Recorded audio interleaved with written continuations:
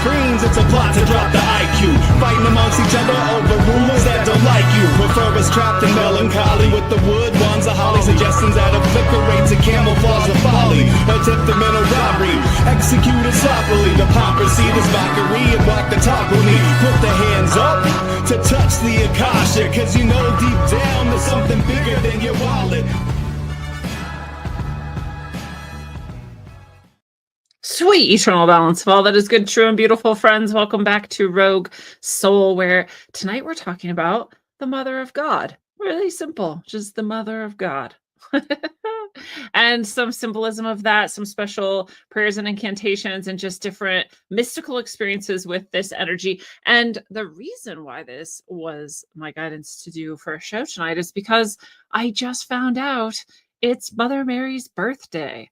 Every September 8th. How have I gone my whole life without knowing that Mother Mary has a birthday selected, chosen, and celebrated by the Catholic Church? Only 3 birthdays that the Catholic Church acknowledges as special and celebrates, and this is one of them. Maybe it's because I'm not Catholic, and I also wonder if I did know that and have even done a show exactly like this maybe 7 years ago. I really don't think so, though. I know I've talked about Mary. I know I've talked about the Cosmic Mother and different things like this because that's just who I am. But I don't remember ever learning this, thinking about this, knowing this. What's interesting, as always, is there's astrotheological connections and layers and layers and layers of stuff. So let's get into Mother Mary, the symbolism, the meaning, the timing, and why this is her birthday.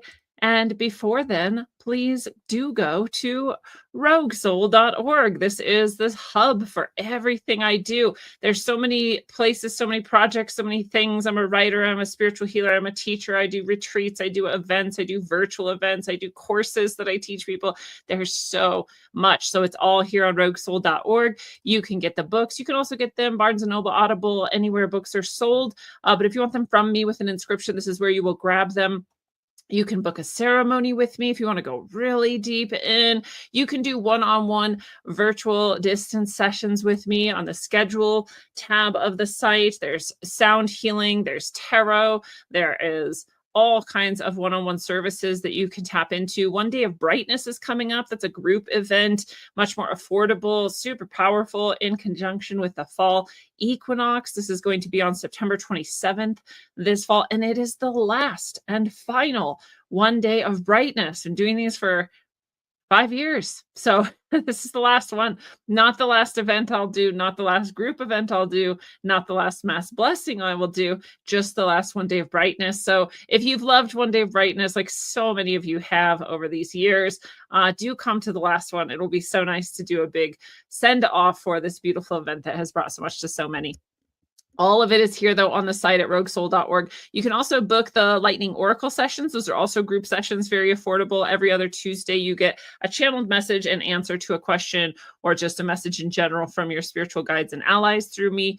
And that's here as well. All of it is here on roguesoul.org. So check it out. Also visit the shop if you want to join the Heart-Centered Healing course. There's still a few more days to sign up for that. We've got a big group of people, an awesome group of people. It's going to be so powerful. And you can do payments. People ask me sometimes if I will do payments for them. That's just possible on the site that has Klarna, Afterpay, Affirm. There's all sorts of ways for you to do payments if that's what you're into. Breaks it down, makes it much more manageable. It's already a fantastic value.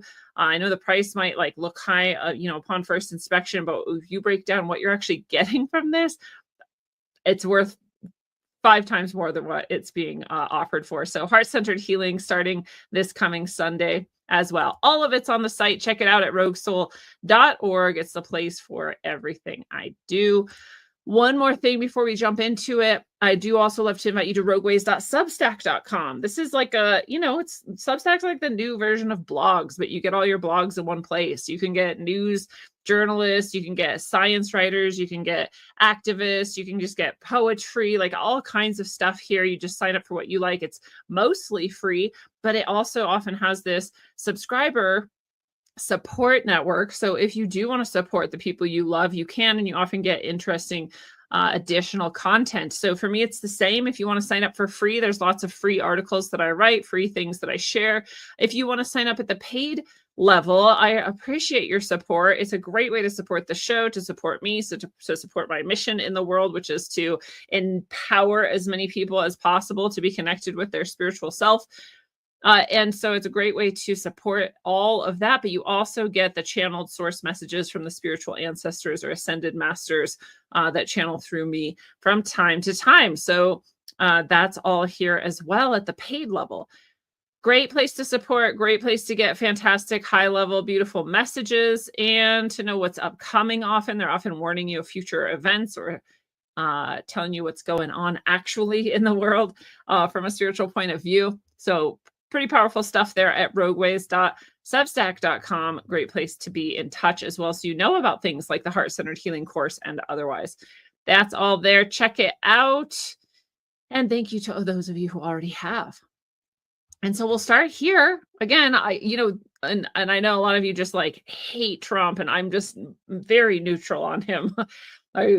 Anyway, we don't need to get into that, but I just happened to see a tweet or whatever he does on his own, social media, whatever we call it. But he sent out a message that was like, "Happy birthday, Mary, Mother of God," or something like that. And I was like, what? I just didn't know. So I looked it up, and yeah, this is Mary's birthday today, September 8th, the day of this stream here, this show. So I went to look it up, right? Like, what's it all about? And this is from, I think, a Catholic sort of site. It's called missions.ewtn.com, Seasons and Feast Days. And it says the Nativity of Mary. Nativity, of course, being of the root that means to be born, right? Nativity, to be born. So the birth of Mary. It says, what is the significance of the Nativity of Mary? Only 3 birthdays are celebrated on the church's liturgical calendar. So official celebrations, right? The Nativity of our Lord, that's Jesus's birthday, that's Christmas, right? December 25th. The Nativity of his forerunner, which is John the Baptist, which is June 24th, interesting as well. And the Nativity of his mother on September 8th, today. Thus, the church uniquely honors the 3 principal figures connected to the incarnation and the redemption. So connected to Christ's life. And obviously there's all sorts of Jesus was not born on December 25th, and Mary was likely not born on September 8th. But these symbolic times, these times of year, there's a reason why these are associated with these figures, and it is astrotheological, actually. And so we'll get into that. And, a lot of people then go into well, then these people aren't even real, or they didn't even live, or the church just stole all of this from pagans and repackaged it. And you're welcome to think whatever you want, but what's more interesting to me is what all these things share in common. So I often talk about my syncretic approach, which is, to take anything that is somewhat universal and look deeper into what does that actually mean for us, physically, immediately here as living beings, on our highest level as spiritual selves, in the stars and elsewhere, and also just symbolically, figuratively, on the sort of mental or emotional realm. So, that's all of life. That's what we've got, right? We've got a soul, heart, mind, and a body. These are the 4 layers of self. So we're always looking through these layers, whether we know it or not. And this is what I teach. This is what I do. And so that's what I like to look at, as you probably know by now. So yeah, today is Mary's birthday. Whether you personally have a relationship with the being spiritually known as Mother Mary or not, this is what the Catholic Church says about her. And remember too, you may want to go back, or maybe you'll remember the episode I did on the Orthodox or the Eastern Orthodox or the Greek Orthodox or the Russian Orthodox Church, which is all sort of one similar thing, very different from Catholicism, very different from the sort of Western Church. And it would be even more, I want to say symbolically honoring Mary and literally honoring Mary in that church. So actually, while we're thinking about it, let me just look up, is there a difference? Is there a difference between Orthodox Church and Catholic Church Mary birthday? We'll see. Yes, I did mean that. It says, yes, there's a primary difference. The Roman Catholic Church celebrates the Nativity of Mary on September 8th using the Gregorian calendar, while many Eastern Orthodox churches also observe it on September 8th. I love how AI is like, yeah, there's a difference. They're the same. Like, well, that's not a difference, AI, but good job trying. Um, but a number of Orthodox churches, oh, here's the difference. Particularly those still following the old style or Julian calendar, celebrated on the equivalent of September 21st. The core theological beliefs. That's interesting too.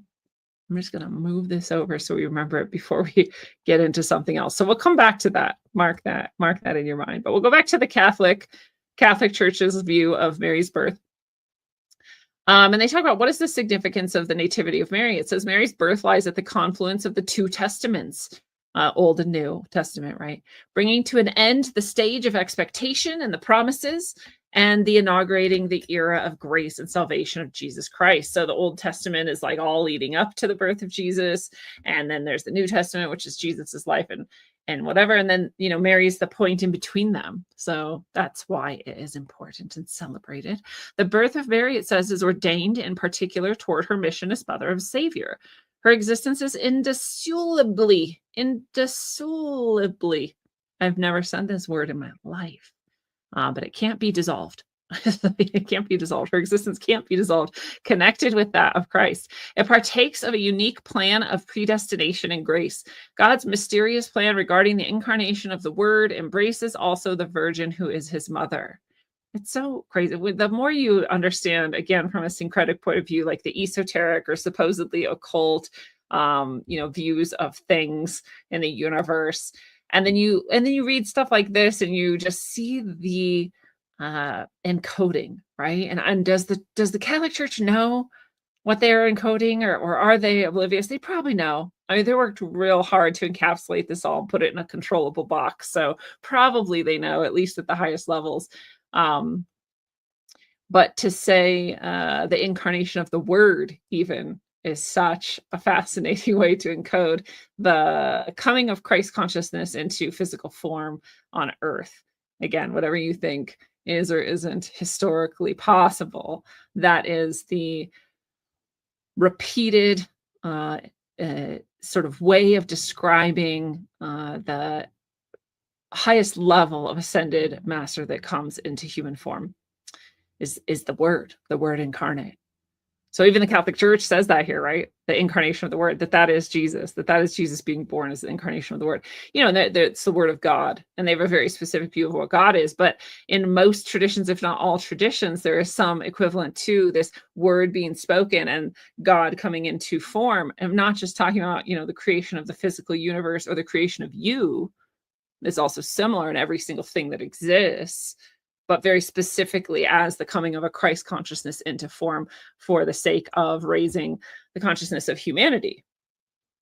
Many different traditions over many different aeons have described it as such. So no accidents here. And anyways, God's mysterious plan regarding this embraces the Virgin who is his mother, the mother of the birthing of this Word. In this way, the birth of Mary as her divine child is inserted at the very heart of the history of salvation.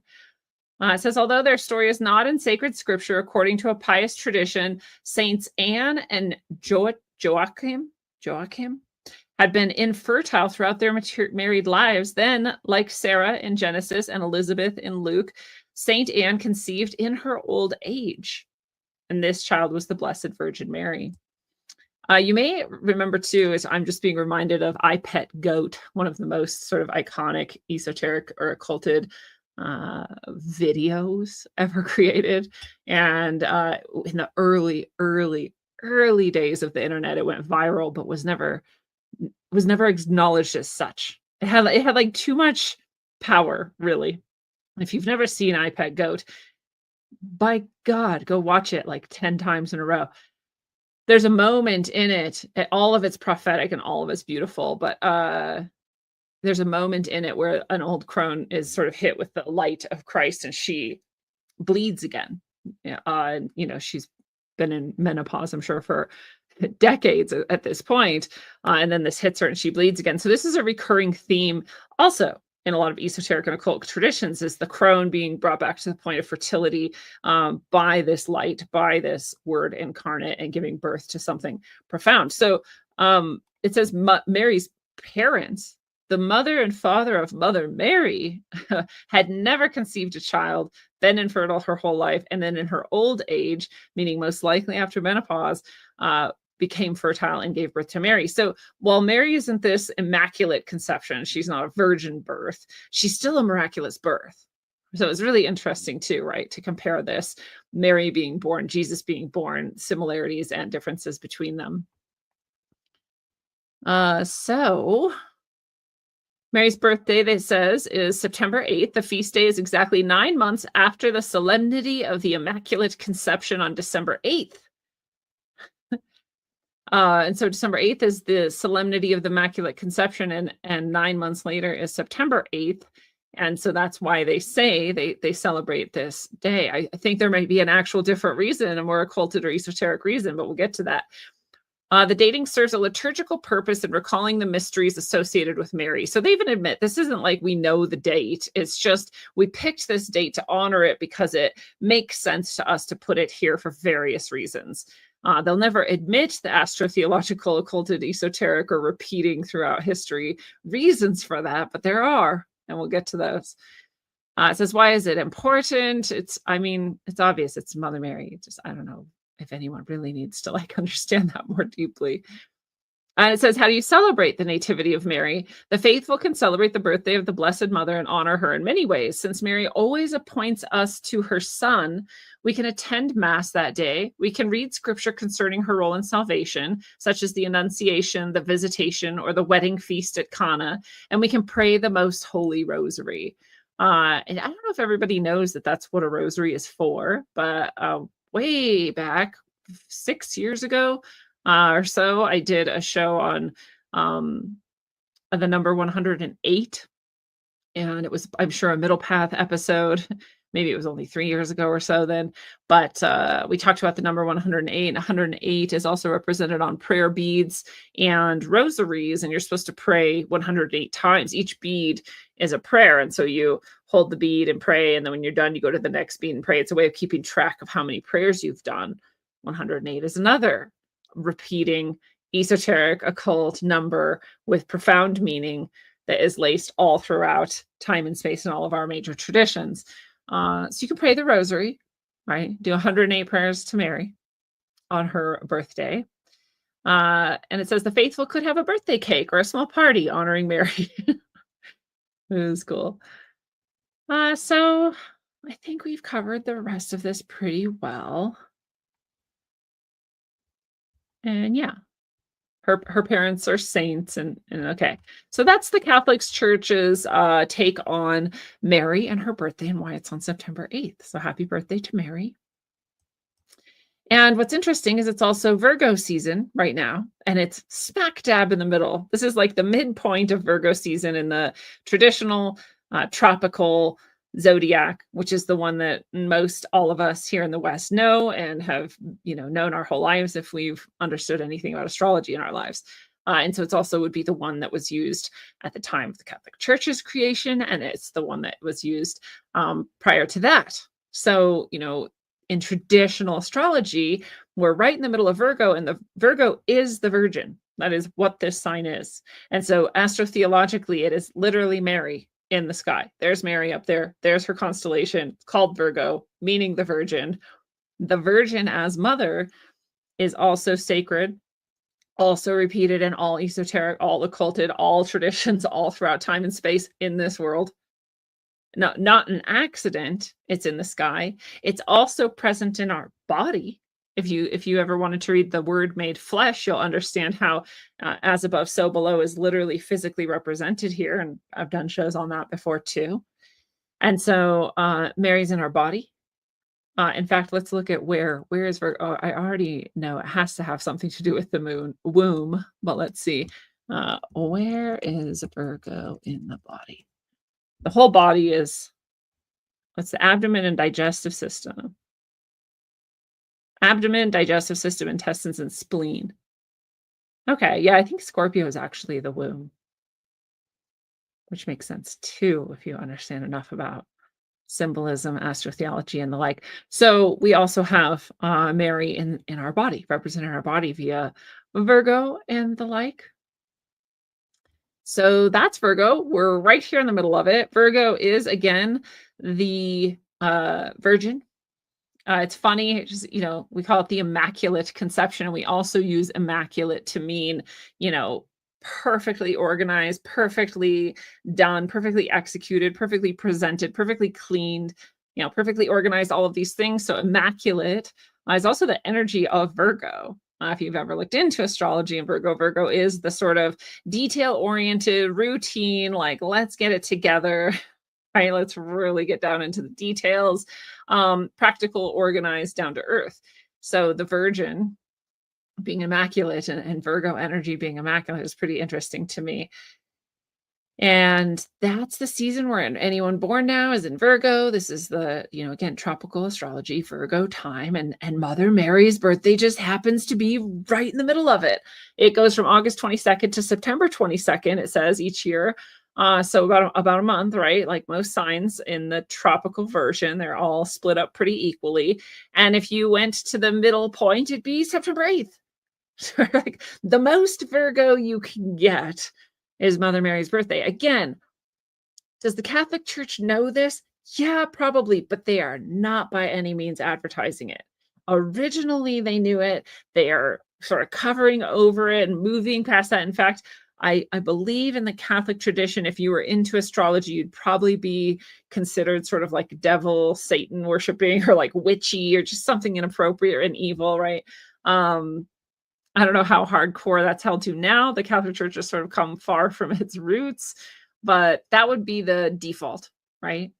And yet here they are with this very astrotheological, very astrology-based point in time, celebrating Virgo, the Virgin, and the Mother of God, Mother Mary. So fascinating, right? No accident there. If you brought this up to somebody, they would probably tell you the opposite. They'd be like, oh no, we were first and we said it was Mary's birthday, and then they said it was Virgo. No, it's been Virgo forever. It's up in the sky. You can't change it, So definitely it came first. The other thing people say is like, well, the Catholic Church wanted to bring in all the pagans and unify everybody under this umbrella so they could control everybody or bring Jesus to everybody if that's what you think they're doing. And that's why they have these dates, because these dates were important to pagans. Well, I mean, technically, every moment in time is sacred to pagans. Technically, any astrotheological alignment is sacred, to the people who came before this organized religion. Technically, everyone was looking at the sky. Technically, this is part of why we have astrotheology. Again, we also can find it written in our body. We can also see it reflected in our psyche and the way we move through life. I mean, there's a million aspects to this. So, yeah, sure. They were definitely maybe doing that. This was an important time. But August 8th, otherwise, isn't this like massive holy day, right? December 25th is, Jesus's birth allegedly is. And we have this perfect astrotheological alignment there too, right? Where the sun itself as an astral body, the bright light in the sky, is moving along the horizon, and then it stops and it doesn't move for 3 days. The sun dies, and right there the Southern Cross is visible in the sky, and so the sun dies on the cross for 3 days, and then it is reborn. It comes higher, and then it moves again, and then it is also gets lighter and lighter each day. From then the light returns to the world. So we have this astrotheology for that too. This is it's like, nah, it is in the middle of Virgo season, but that's not a celebration for her, right? And if I'm tripping, let me know. Let's just see. Actually, let's just see. Is September 8th a holiday for pagans or otherwise? And they're probably going to tell us it's Mother Mary's birthday, but see if it's anything else. Autumn equinox is soon. Yes, it is. That's why we're doing One Day of Brightness, which you're welcome to. Go to roguesoul.org and click over to schedule a session, click on One Day of Brightness, and come join us. So yeah, it's just Mother Mary's birthday and that's it. So there's nothing that they're, copying over. So the church just chose the smack dab middle of Virgo to celebrate the Virgin. there's no accident here. The church, in fact, has encoded every single esoteric, occulted, astrotheological, other traditional truth in Catholicism and in the Bible possible. There's not, if you read the Bible and you studied all of it, you would also know all the mysteries of every other tradition because it's all there.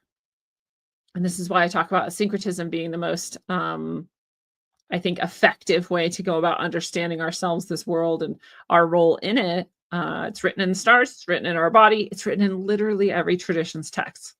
So when you look at the correlations between them, you start to see like what are the most important aspects of our energy and our placement here on Earth. So that's this day. In true sidereal astrology, however, this is not the smack dab middle of Virgo.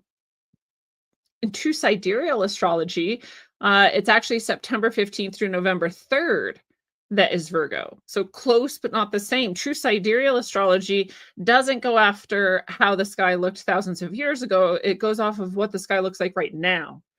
So right now, if we look up at the sky and we actually see when is Virgo, here on the ecliptic, when is the sun moving through Virgo, and it's right then. Okay, so those are the dates of Virgo and true sidereal. Whereas what we were just looking at, the tropical astrology, it's going off not only the sky long ago, but it's also going off, we're just going to give every sign an equal portion of the sky, even though they are not equal. Some signs take up a big portion of the sky and some are very small. Ophiuchus is a tiny slice. And so Ophiuchus has this sign, which isn't even considered in tropical astrology. It's only like a week or something. It's like 10 days, and other signs go more than a month. So instead of chopping it up equal and just assigning each sign the same 30-day sort of time period, this goes off of the actual time that sign takes up on the ecliptic. So September 15th to November 3rd is true sidereal Virgo. That's not even, September 8th isn't even in that timeline, right? So this isn't even Virgo time yet. And Mother Mary's birthday would then have not the Virgo energy. So that's interesting. Interesting just that it's different. And yeah, we'll get back to Virgo from a esoteric point of view. So this is glorian.org. This is a Gnostic site. It is the only Gnostic site I've ever found that is actually Gnostic in any way at all. And Gnosticism has this really prevalent, very popular misrepresentation. So almost all people who talk about Gnosticism aren't talking about Gnosticism. And I mean that really literally. I mean, people who present themselves as experts in this field, people have shows on it, people are like, I'm a Gnostic, and they're not. And this is because Gnosticism was essentially like most other traditions or practices or sets of philosophies. It was very much inverted and presented for mass consumption, and also presented in the worst possible way for mass consumption. So I just say that every time I talk about Gnosticism to remind anyone out there listening, if you think you know a lot about Gnosticism, you might not. And you might, but you might not. So I suggest glorian.org for this reason. They're the only place I've ever found that's actually Gnostic. And what Gnostic means is to know yourself based off experience. It's a mystical pathway that couldn't possibly have a leader. It couldn't possibly have a hierarchy. It couldn't possibly have a set of rules for you. It is to know yourself directly by experience. And all the rest of it is symbolic understanding. It's understanding symbols and the meanings of symbols just for your own self-knowledge. It's to understand the symbols and the meanings so that you can see them in yourself and what they mean for you. It's psychology. It is psycho-spiritual, mystical psychology.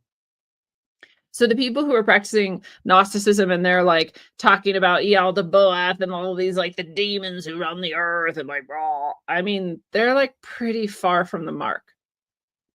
Pretty far from the mark, but they have no idea and they really think they're Gnostic. So God love them.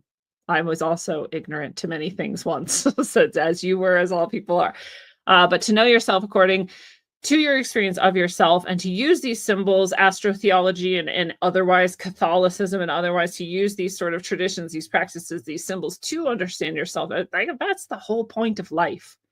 So Gnosticism is just science of living according to symbolic and experiential understanding. So I like Glorian.org for that reason. And on Glorian.org, we talk about Virgo. We always come back to a similar thing. So this is another thing. I spent like hundreds of hours listening to Glorian podcasts many, many years ago, and just trying to like get a grip on like, what is, there's so much to it. There is, and there's not, because you can simplify it. And this is again why the syncretic approach is really powerful, because whenever you see patterns that have overlapped in other areas, then you can go, okay, here's something important, right?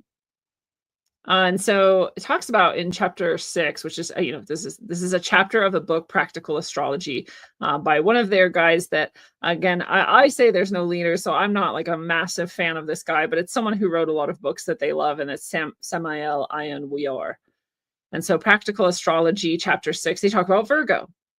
They're big on understanding the actual meaning of the signs of astrotheology as it applies to you, as it applies to your soul's development, as it applies to universal development. And so Virgo, this chapter about Virgo is about this. And so they talk about the Divine Mother.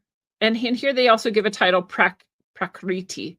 So this is the other thing you'll notice about Gnosticism, actual Gnosticism, is that it actually is in every single way collective, right? It is that method of looking at all of these different things syncretically and bringing together in one. So it'll talk about Hinduism, it'll talk about Christianity, it'll talk about, Native American lore, it'll talk about astrology, it'll talk about every mystical tradition, every spiritual, every religious holy text, and it'll bring it all together in one. And that's part of why it seems overwhelming at first. If you do get into Glorian content or Glorian podcasts, and you start listening to some of this stuff, you'll be like, what are they talking about? Right? But if you don't actually have to memorize all these different traditions to just understand that they're drawing it together syncretically to give you a view. So they say Prakriti, but they really mean the Divine Mother. And what that really means is also Mother Mary. So Virgo here, Divine Mother, Mother Mary, this is also encoded in Catholicism. This is also encoded in this September 8th day of celebrating Mary's birthday. And it says the Divine Mother is the primordial substance of nature. So I'll pause here. I'm going to tell you also later about an experience I had channeling the Divine Mother. That's what she called herself when she came through. And what I understood about her nature was that she was all spaces in the universe, not the things. She was the thing. She even said in the message, she was the space between atoms, the space between protons, the space between neutrons, the space that holds all things, which is another way of saying the matrix, which is not an electronic simulation in which you're trapped, but it is the universe of matter in which you have chosen to incarnate. Matter and matrix come from the same root that means mother. So none of this is an exact accident. So when I say syncretic, I mean syncretic. I mean even Latin roots, even scientific terms, all of it can come back to one unified view. So the primordial substance of nature, it says, is the Divine Mother. And it goes on to say there's many substances, there's many things, that all of them are contained by and within the Divine Mother. This primordial matter is pure akasha, it says, contained within the entire space.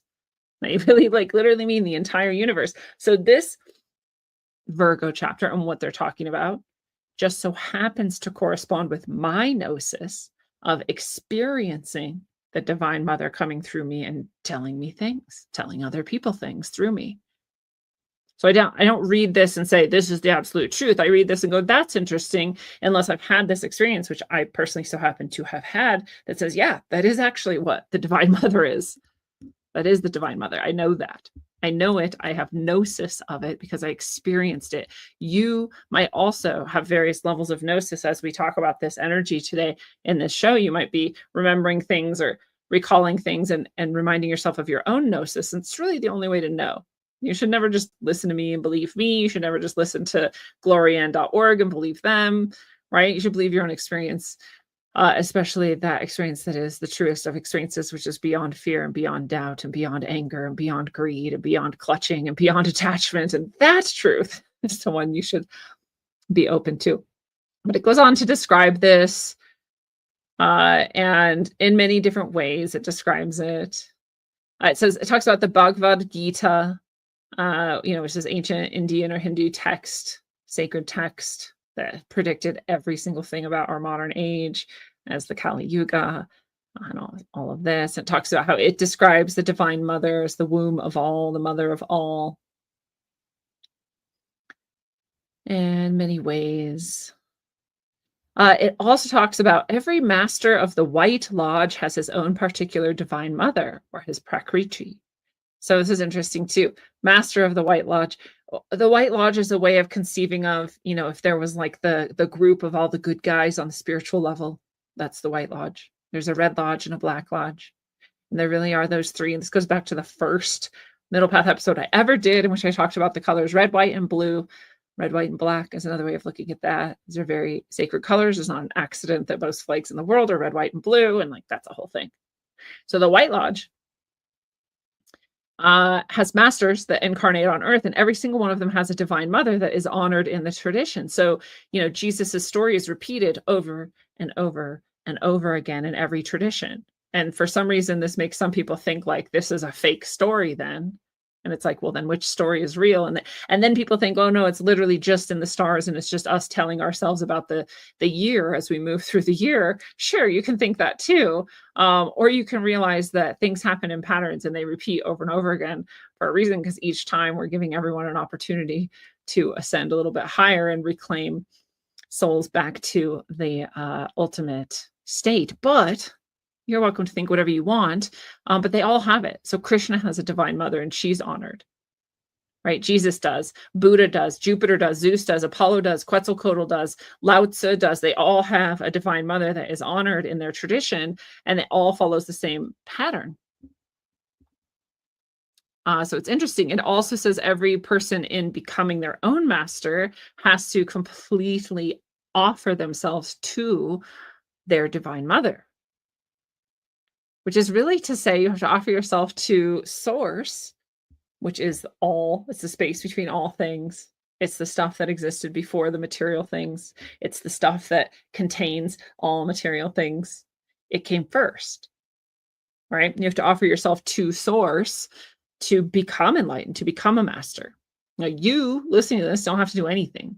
I'm just saying, this is actually how mastery occurs. It's not because a person becomes, famous enough or pure enough. Well, it is actually a purity thing, but they didn't study enough or pass all these tests or whatever. And in a way, they kind of did that too. But it's not why they become ascended masters.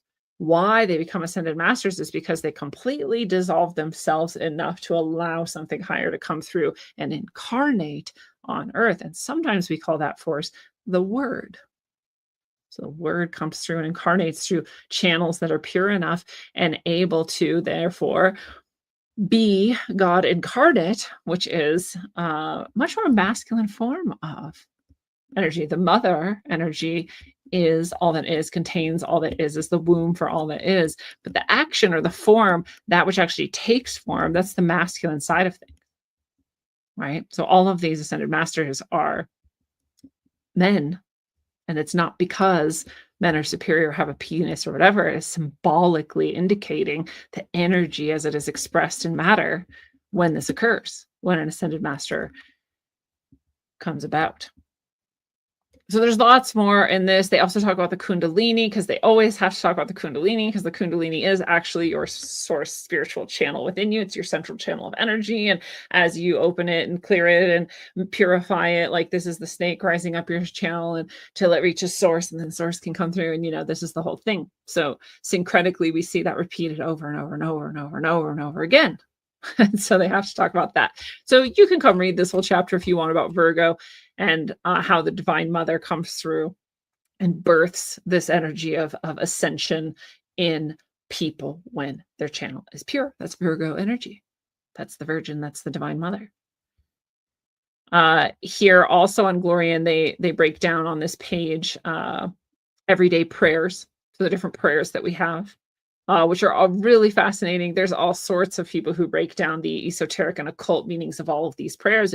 You think you're just doing this Christian prayer, and really you're, saying all these esoteric things, and they're encoding truth in a way that's acceptable to people. If the crusade comes around and they're going to kill you because you've got weird, pagan or non-traditional ideas, non-canonical, right? Non-accepted ideas, but you have this prayer, you go, oh no, I'm praying about Jesus. Like, oh, okay, you're cool then. But your prayer to Jesus is actually an encoding of the steps of awakening, or right, something like that. So they kind of break this down sometimes. Various people do, and Glorian.org or the Gnostics are no different. But they have this Hail Mary prayer. It says, around the world and throughout history, the Divine Mother has been known by many names. She was known as Tonantzin among the Aztecs, as Diana among the Greeks, and as Isis to the Egyptians. For the Christians, the Divine Mother is represented by Mary. They don't say here that Virgo represents it, but it does. To pray to God, we must understand that God has a masculine force and a feminine force. The goddess, the Divine Mother, God, is male-female. This prayer is to our Divine Mother. So the feminine aspect of God, or all that exists, or nature, source. The physical mother of Master Jesus of Nazareth, the rabbi from Galilee, was Mary, a great female master, the incarnation of a goddess related with the elements of nature. 2,000 years ago, when Christianity began, she took the responsibility of representing the Divine Mother in Christianity. Being a priestess of the Temple of Israel, she received that honor. That is why we call her Mary, the Mother of God. We understand very well that the Divine Mother Mary, the Mother of God, has no form because she is from beyond form. But the initiate Mary, the mother of Jesus, who came 2,000 years ago, is a master who represents the Divine Mother above, just as Master Jesus represents Christ. Christ is universal. The Divine Mother is universal and formless, ineffable, but is represented by Mary, the mother of Jesus. So they say it over and over again that these are symbols. These are people who actually lived and were actual initiates or masters and represent these forces. And another way of interpreting the word represent is that you are a channel for it to come through in form here in the physical world. It can't otherwise act here on earth without coming through a physical form. So another way of saying that, right, these are the representatives of, or the symbols of, is to say they represent, literally, they symbolically, or they stand in for those energies who can then come through them. And you might look at that as literally symbolic, or they just represent it, nothing comes through them. They're just here to remind people and play this out so that people remember something about themselves and what they're doing here and what their souls want or need. Or you can look at it, like I said, like they're a channel for this divine energy and this force to be brought forth into form, the word to be made flesh, so to speak. So here's her prayer. This is, again, it's a Catholic prayer. You say this if you're devout. You can say this prayer if you're not. You can say this prayer if you're just kind of inspired by this show and you like the idea of Mary and you like the idea of the Divine Mother. This is a cool prayer too. You can do whatever you want. And the prayer is, Hail Mary, Hail Mary, full of grace, the Lord is with thee. Blessed art thou amongst women, and blessed is the fruit of thy womb, Yeshua. Holy Mary, Mother of God, pray for us who have the sinning eye, now and at the hour of death of our defects. Amen. So this might be a little different than you remember it, but have those of us who have the sinning eye. This is the ego. This is the illusion that we are this body and this personality. That's the sinning eye. It's not a sin that will be punished by hell. The hell is your own experience of being delusional enough to think that you're separate from God. That's it. That's all. That's the sin. If there were a sin, there's no punishment. Nobody's judging you. It's just the thing you're doing. And it maybe not that fun sometimes. Maybe you want to get back to God. And then this is maybe part of how you do it, is remember who you are, and what this place is for. So this says, pray and meditate intensely. The Divine Mother teaches her children. Prayer must be performed by combining meditation with the sleepy state. So they're all about meditation too here in Gloriana. Most Gnostics should be, if they're actual Gnostics, because again, it's experiential and you don't experience the divine unless you're in the silence within. Various forms of meditation, but all of them come back to the silence within, the presence with yourself. And so they're saying, like, yeah, pray, but most importantly, pray while you're meditating. Like, ask for the Mother Mary to bless you while you're in meditation. You can also just pray, and it's just a good reminder and like realignment and quick, like, okay, come back to what matters in life. Cool. But like, if you really want to be effective with yourself, you will meditate.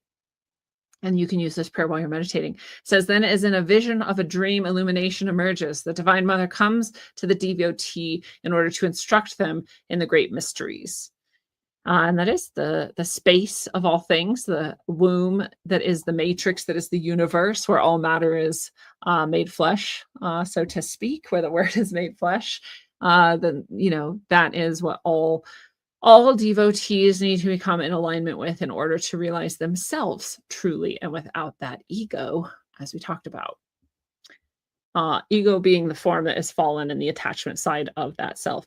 So that's Glorian's prayer, Mother Mary prayer breakdown to some extent. There's much more esoteric, occulted, and deeper breakdowns of these prayers if you ever want to go find it. They're really fascinating. But we'll come back to sort of this, Mother Mary herself, Mother Mary in the Christian, sort of Judeo-Christian tradition in the Western world, or even in the Eastern Orthodox Church, what she actually is. She's a saint in the Eastern Orthodox Church. And they really believe more so in the Eastern Orthodox Church and somewhat in Catholicism too, that I guess a lot in Catholicism too. She's one of those who can come through because of prayer, because of desire, because of need, because of grace, and intercede in your life in miraculous ways. And so Mary's one of those that, like, it's okay to have a vision of Mary. It's okay to have a meditative, exalting sort of experience with Mary. It's not okay to do that in many other senses. It's not okay to do that with many other sort of energies or spiritual beings. But it is accepted with Mary. So Mary's allowed to appear. Her statues are allowed to cry blood. Like, there's all kinds of things with Mary that can get super trippy, and really deeply mystical, even while a lot of these other experiences of the same exact type are deeply shunned. Like, you're like, crazy now we're gonna put you in a loony bin, and now you're dealing with the devil. But with Mary, it's cool. So this is just a random blog, but it says and it's Catherine Mendel Bau writing just this year, and it's from blog.familyrosary.org. And she says, some people believe the scent of roses, when no flowers are present, is a sign that God's presence is with us, or that a blessing from God is imminent. The same occurrence with the smell of roses has often been associated with miracles and encounters with Marian apparitions, or apparitions of Mother Mary. So roses they've always been associated with Mary. It's no accident. Roses are also, again, another pretty universal symbol. And so if you're looking syncretically, roses pop up over and over and over as a symbol of the ever evolving self, the ever unfolding self, true self, not ego self, the ever unfolding universe, the ever unfolding rays and light of God, or of source, or of enlightenment. This is the rose, right? There's more and more and more petals. And, in Eastern traditions, it's often the lotus, same thing. Right? So Mary is associated with roses. Guanyin's associated with lotus flowers, right? The mother is often traditionally associated with these flowers that seem to bloom and bloom and bloom, and then bloom some more, and have like millions of petals. So that's a very common symbol. But Mary, when she appears to people, has often had the smell of roses as well. Mary, when she has her gardens or her churches or her places that are sacred, a lot of people will grow roses there because they represent Mary. And so Our Lady of the Roses, she's even called. If you find rosaries with Mary on them, they often have a rose. My rosary of Mary, my grandmother gave me, I keep looking over here so you guys know where I'm looking, but that's where my rosary is. Has Mary on one side and a rose on the other. And that's a very common representation. And so often people will have these divine, miraculous, intercessionary experiences with what they attribute to Mary, and rose scents will come with it. So we don't need to read these. You can go find all sorts of stories about this, but It is really beautiful, and I've always liked that about Mary, that she comes with the scent of roses often. She doesn't have to. I mean, you could have an experience with Mary and not smell roses, so don't get attached to it. But it's really beautiful to think of that correlation and also just to touch back into the symbolism of the rose, which again, syncretically is very important. I actually had my own really profound experience with Mary, and like most of my life of experiences, I in no way was looking for it, and it was a complete accident. So, we know that at the highest levels is there are no accidents, and I was absolutely like led to this experience for a reason. But I was in complete ignorance. I actually traveled, and I wrote this in my Substack. But that was this year. That's so funny. In June of this year, I actually wrote this up. This happened in 2012, though, so 13 years ago. Um, and so I was traveling in Turkey. I actually lived in Turkey for a year. And I talk about in the book, in this post on my Substack, that Turkey is just insanely ancient. I mean, it's hard when you grow up in the United States, especially in the West Coast of the United States, to understand how ancient things are in the world. Conceptually, but until you go there and actually stand in front of ruins, like it just doesn't hit you. If you go to the East Coast, even of the US, you're like, wow, this is really old. And you can see all these old buildings, but you go to Europe, it's even weirder. And Turkey, half Europe, half Middle East, whatever. But Turkey's got these ruins. So every weekend or so, every as often as possible, I would go visit another wonder. And living in Istanbul, I got to see a ton of them just right there. There's the Blue Mosque, there's the Hagia Sophia, there's the, aqueducts and all of these things. You could just walk around the city and find. There's literally, you'll be walking in the sidewalk sometimes, and a chunk of a building that had fallen is just still there because they're just preserving it. And so you used to walk around a ruins. Like, it's amazing. That's Istanbul, but you can also travel really cheaply once you're in Turkey to the other areas of Turkey. And so I was doing that a lot too, going to Mount Nemrut, going to Göbekli Tepe before it was popular. There was no one there. Literally no one was there. Just us, just me and my 3 traveling partners. It was amazing. And on a weekend. And so cool, really cool stuff. So one of these trips I did was over to Ephesus. We were just going to Ephesus. And Ephesus is this major ruins. Here's a picture of it behind me. I'm standing in front of the library area of Ephesus. There's just miles and miles and miles of ruins, of statues, of columns. It's gorgeous. It's crazy. In Ephesus is also Pamukkale. Pamukkale is this crazy limestone, like, one of the 7 wonders, I believe. Like, it's just beautiful, blue bubbling water coming up out of the earth, warm hot springs. And it's just been there for so long that it has these deposits of lime that are otherworldly. Here I'm standing in front of just a wall of it. And this goes on for miles and miles and miles. It's just like trickling down the cliffs, and there's terraces of these pools. So a really beautiful area. I did not know the Christian significance of this area. I didn't know that Ephesus was a place, one of the 7 churches mentioned by Paul. I didn't know that it was a place of early Christian agitation. I had no idea that the Christian church honored this place. It wasn't in my tourist sort of like booklets or planning or however we, were getting there and looking around, and nothing seemed to indicate that to me. So I didn't know that. I knew this is crazy. Oh, it's like one of the first libraries ever, the first multi-story library or something, like going to the biggest library. And, oh, this place is this ancient. I knew all these things. I knew about the Colosseum, the Great Theater. I knew about all this stuff. I didn't know about the Christian side of it.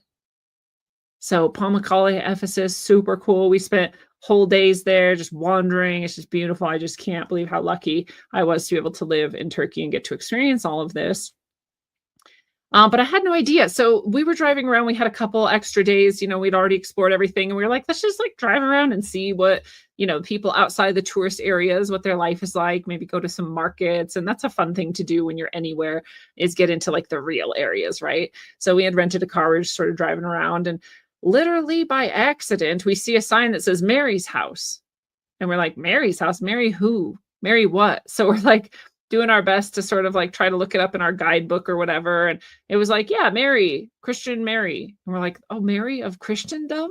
This is Mary's house? And then we were like, wait, the prostitute Mary or the Mother Mary? I mean, they're both a big deal, but like, which Mary even? Just barely signed, barely mentioned, accidentally driving up to Mary's house. We're like, well, let's go. I mean, what is this? Right? Let's go check it out. So we drive up and we come out, and here's Mary's house, and it's beautiful. And there's this like air of peace. I couldn't even describe. I was like, this is crazy. This is Mother Mary's house.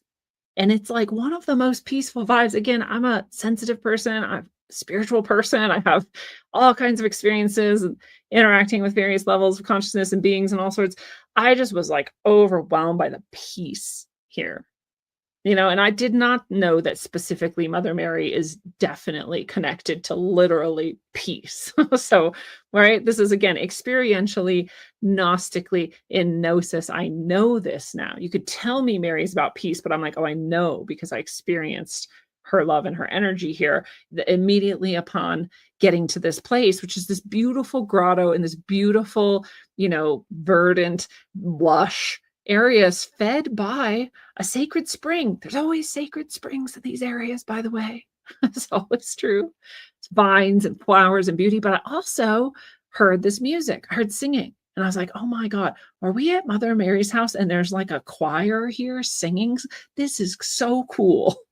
Again, I'm not specifically Christian. It's just cool. Any religion. If you went to any religious sacred site and there's beauty and singing, it would be awesome. But this is Mother Mary's house and there's some sort of singing. So we follow the singing. Remember, this is actually a tourist destination, even though we didn't know that.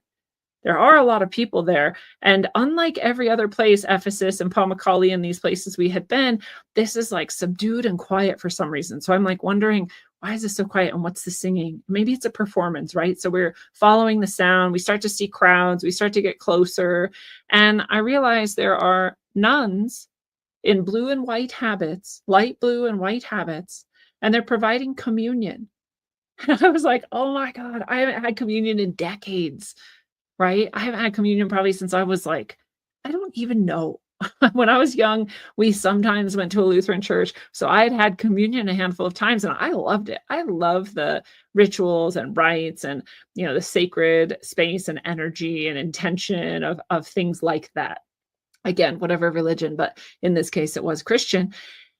And so I hadn't had communion in a long time. So I was like, can I get communion? And I was sort of watching for a second. I was realizing there was a short line and it was coming to the end and it looked like anyone could just walk up. So I was like, I'm doing it. And I just walked up and I got in line. I was the last, if not like second or third to last person to do it because they had been going probably for hours. Probably all these people came there on purpose and came there to get communion from these nuns at Mary's house on this day.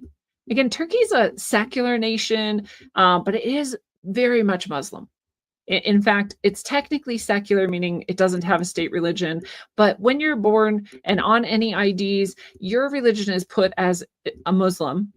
Unless you go and change it legally, you're considered a Muslim. So it's a Muslim country. There's mosques everywhere, but it has, again, this rich tradition of Christianity too, which has been sort of like masked over by Islam, which is the way of Islam. And so there's not a lot of Christians there. So this is probably why Mary's house wasn't high on the list. It wasn't like big in the tourist books. It wasn't like in the guides. And probably why this wasn't just overrun with people looking for communion, but a good amount of people in any country are actually Christian. And so there was enough there that this happened. But I was one of the last. So I got communion from these nuns at Mary's house. And I was just like, this is amazing. I'm in this beautiful paradise, which is what most of the Turkey along the coast of the Mediterranean is. And I'm getting communion. I was just overwhelmed. It was beautiful. I was like crying because it was just so beautiful. And I just received communion. And I came back to my friend who didn't want to do communion because she feels not Christian, or like a lot of people has actually even a negative view of Christianity and, doesn't want to do communion. It's cool. But I get back to where she was sort of waiting for me. And she was like, how cool. It's Mother's Day. And I was like, what? It's Mother's Day and I'm at Mother Mary's house and I just got communion from nuns on Mother's Day at Mother Mary's house. We didn't know. I mean, we were both apparently this type of person who forgets that like holidays happen. I've always been this way. I have always, until I have these phones now that just tell you every holiday and like That's just who I've always been. I'm like, I don't really care. Like time and space has always been a bit much for me. So like, oh, it's 4th of July. Like I literally would just forget. So I didn't know Mother's Day until she said that. And it just like hit me. It's just like we just happened to end up at Mother Mary's house on Mother's Day. I just happened to get communion. I had this big realization that I was not accidentally at Mother Mary's house. And it was no accident that I came to receive communion where she actually lived. This is her house. She physically lived here. The story is she was ushered away after Jesus's death and was hidden here so that she would not be persecuted like he was. And this is where she lived out the rest of her life peacefully, was right here. She spent years of her life here in this house. I walked in the places where she walked. I touched the plants that were growing that maybe she even planted. I touched the sacred spring that she drank from and maybe bathed in. I blessed myself with its water. And, you know, I didn't tie a prayer to her grating, which a lot of people did. You can see them here. There's thousands of them. So they'd write their prayers and tie them here and ask for Mother Mary's blessings. Or they'd light a candle, as you see here, some incense, or make a donation on her behalf for the Christians, the few Christians who live in Turkey. You know, but I found her statue and I stood by it for a second. I just had these profound spiritual experience and awakening. And so it was one of the many sort of initiatic experiences of my life. You know, initiations always being inside of yourself. You can have an external initiation, but it's really meant to trigger the inner initiation, which is the only one that matters. And so I had this initiatic sort of experience of remembering, and I describe it in this article as like, you know, it's easy for me to forget in my life. As much as I have these profound experiences, it's easy for me to say like, well, okay, well, I have to get to work and I have to do laundry and I have to like rush through life and get all of this done. And it's easy for me to sort of not forget, but get lost in the day-to-day, you know, and this is actually very common mystical path experience. And in fact, you can kind of fall off the path almost for years and years and then remember like, oh yeah, this is actually all that matters. How did I forget? So this is one of those experiences that like called me back and was like, don't forget. Like, yeah, you're in Turkey, you're having fun, you're like learning a lot and like doing a lot of cool things. Don't forget where you're actually here. Don't forget your actual purpose. And so I didn't. So I'm actually, you can't see it that well in this picture, but I actually was like crying, emotional, so overjoyed. I'm like glowing with this light. I'm like holding the statue of Mother Mary's hand. I'm just like, and all my friend loved it. She's like, I'm not down with Christianity at all, but I love that you're having this experience. It's really cool. So that's my experience with Mother Mary directly. Many others since then, but that was my first big sort of like connection to Mother Mary. And I always tell people, you know, my connection to source is through Jesus, Yeshua, and second to that is Mary. And maybe I should reverse that, but you know, whatever. You take it however you like. That's my stuff. So whenever I'm doing a blessing, whenever I'm doing a reading, whenever I'm doing a healing, like this is the energy I go through. And just like that Gnostic site said before us, any master of the White Lodge, any ascended master has the mother energy to which they are offering themselves as a channel for. And Mother Mary represents the Divine Mother. So if you were to choose Mother Mary as that which you are offering yourself for as a divine channel and asking humbly to be a divine channel for, you would be at least practicing that which would eventually lead to ascension, mastery, or awakening. So it's not you that does anything. It's that energy that does. So this is this. If you want to read more in detail, if you want to see the pictures better, A Mother's Call is Always Answered is the article on my Substack, rogueways.substack.com. But we'll come back to the Divine Mother. Divine Mother, again, being the feminine principle of the universe, that which was always present, that which is formless, and that which is supporting the unfolding of all material reality. Everything you can see, hear, smell, touch, taste, intuit, know, feel, sense, all of that is held by this grand womb, which you could call the Divine Mother. All of that is held by the feminine principle of God, which is the feminine side of nature, which is that aspect, right? Some people also call it the void or the emptiness. I've done whole shows on that. You can go into it deeper, but that is the Divine Mother. And again, all of these different representations, we've mentioned many of them. Maria is one, Ram Io is one, Persephone, and some of the more darker feminine versions are even that, right? And of course, Mother Nature, we call it. Mother because it's nature, because it actually is the womb of all. It's the matrix. Samael Ayon Weor says, the elemental enchantress to whom we owe every vital impulse and every instinct. And that is the Divine Mother. So I thought I was going to sneeze, but maybe I'm not. The Cosmic Mother is another way to describe this. Divine Mother, Cosmic Mother, same thing. This is the womb. This is the matrix. This is the Mother Mary energy. And people will ask me then, like, well, I'm confused. So, is it Mother Mary or is it Kuan Yin, for example? You're like, well, they are both the same energy. They are both symbolically representing the exact same energy. They have both absolutely committed themselves to the well-being of all people everywhere, especially to the end of suffering. Which a higher way of saying that, a higher awareness way of saying that is to the end of incarnation, the end of matter. As I talked about a few episodes ago, I was like, hey man, if material reality stops existing, it means we've reached our goal. We're good. You don't have to fear that. If you ever fear like the supposed end of the world, like not something to fear. But yeah, that's the suffering that is to end. That is what the Mother, Divine Mother, Cosmic Mother is here to help us, right? It was here to help us incarnate because we chose to, and then it's here until we choose to stop. So it's another way of looking at that commitment. And it's the feminine half of God.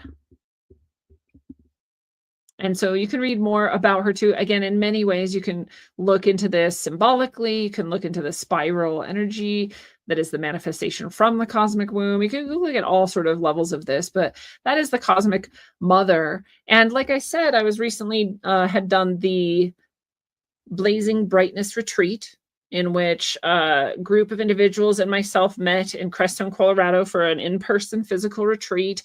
We were there for 4 days. It was so beautiful, so profound. The people who showed up to do this were like highest level people. I was so honored to be working with them. And I led and guided people through these many days of experiences and initiations and gnosis of themselves and their purpose here on earth. It was quite profound.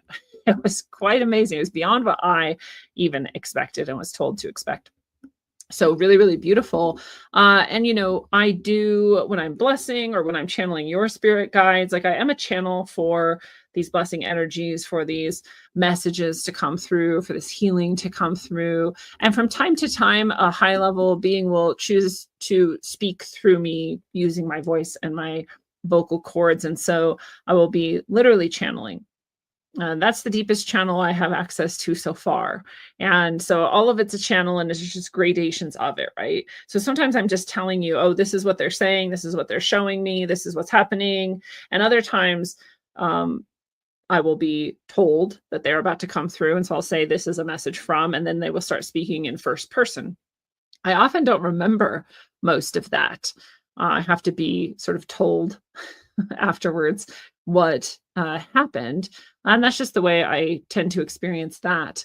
But at this retreat, which I wouldn't always share because you weren't there, but this episode was guided to come through today, and I'm guided to share part of this message. And so we were doing I believe it was the throat chakra session when this happened. Might have been the third eye session, actually.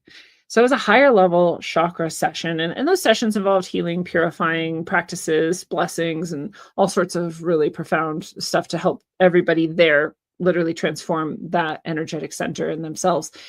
And so during this session, the Divine Mother came through.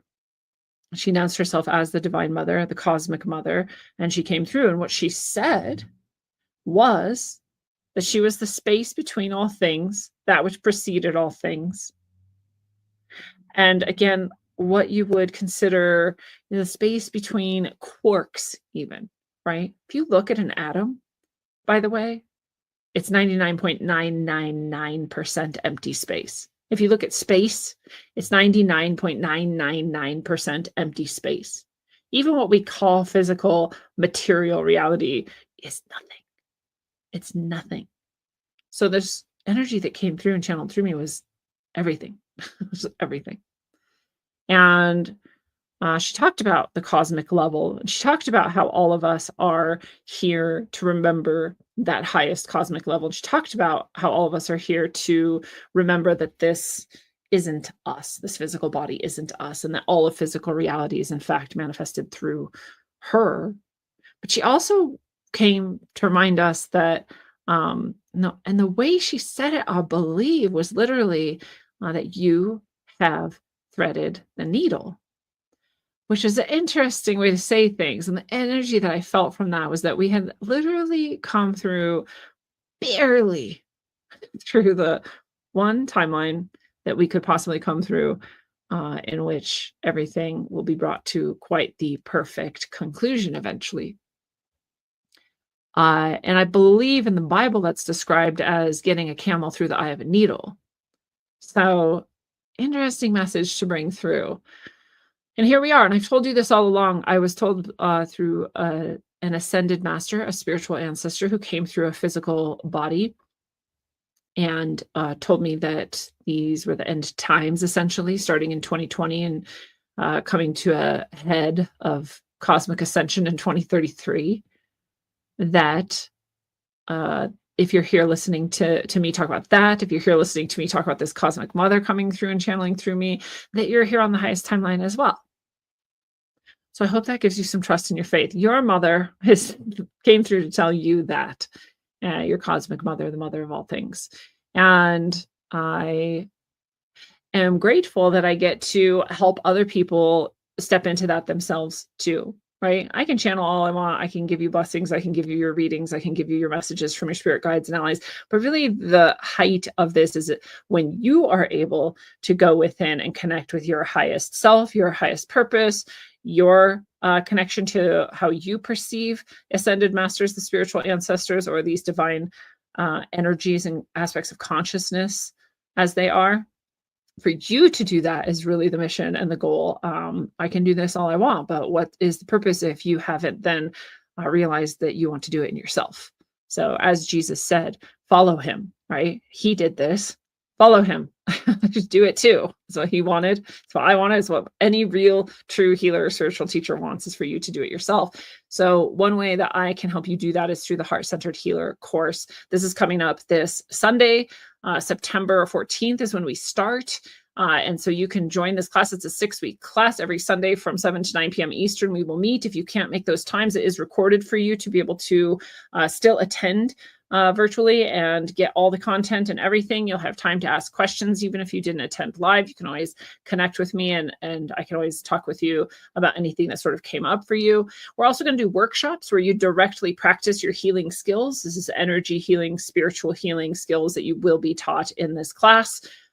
By stepping into your divine channel and allowing the divine mother source to come through you in these ways. And that is what we're doing. So I've never offered this directly, this practically, this step-by-step, like here's how you actually do it. And the reason is because it's time. This is time. It's the time. It's the time for people who are in any way called to this, or even think they might be called to this, to come get in alignment with this and learn how to do it. You won't automatically, you're not going to be forced to then go become like a spiritual energy healer with the public and stand up in front of everyone and say that, unless you want to. And if you want to, you can do that. That's what this class is meant to help you do, and do confidently. And so you'll have the skills. However you choose to apply them will be up to you. You will have practice doing them directly in the class multiple times before we are done. And like everything, it's a lifelong process too. Like it will continue to unfold, just like my own channel unfolds into greater and greater depth, just like the rose. unfolds with more and more and more petals. It's a process. And so you'll be able to start immediately, and you'll also have the tools to continuously develop yourself, even if you never took another class again. So that is the goal. That is what I'm here to do. This is the first time I've offered a class like this. I never know if I'm going to offer another course more than once. I did dream walking, I think 4 times, and I don't know if I'm ever going to do it again. I've done some of my classes 2 times and then never again. I don't know if this will be the only time or I'll do it again, because I do what comes through the channel and my guidance to do. So it's not something I decide consciously what I want as Lindsay Sharman. It's something I am guided in, and so I follow my guidance. So maybe we'll offer it in the future, and maybe we won't. But I would like for you to come to this one if you feel any urge or any calling or any sense that you think that you might be this person who is a spiritual healer. Again, I'll say all people are. All people are this spiritual channel, just not all people know it, choose it, and actively purify it and step into it. So that's the only difference, is if you choose to or not. So again, if you're like, I want to, or I think I am, or I think I'm supposed to, then you are, and you should, and I hope to see you there. And that's the offering. That's what I hope you choose for yourself. It is the purpose of all of this. It's the reason the Divine Mother holds this womb for us in order to incarnate, so we can remember that this is the truth, and it is actually beyond the physical, above the physical, preceding the physical, which is what the mother is. And until you know it and step into it, live it, love it, be it, travel well, aim for balance, and always look inside first.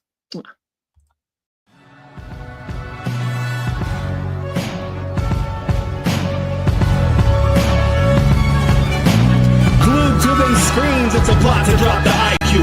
Fighting amongst each other over rumors that don't like you. Prefer us trapped in melancholy with the wood ones of holly. Suggestions that obliterate to camouflage the folly. Attempted mental robbery, executed sloppily. The hypocrisy, this mockery, and walk the talk with me. Put the hands up to touch the Akasha, cause you know deep down there's something bigger than your wallet.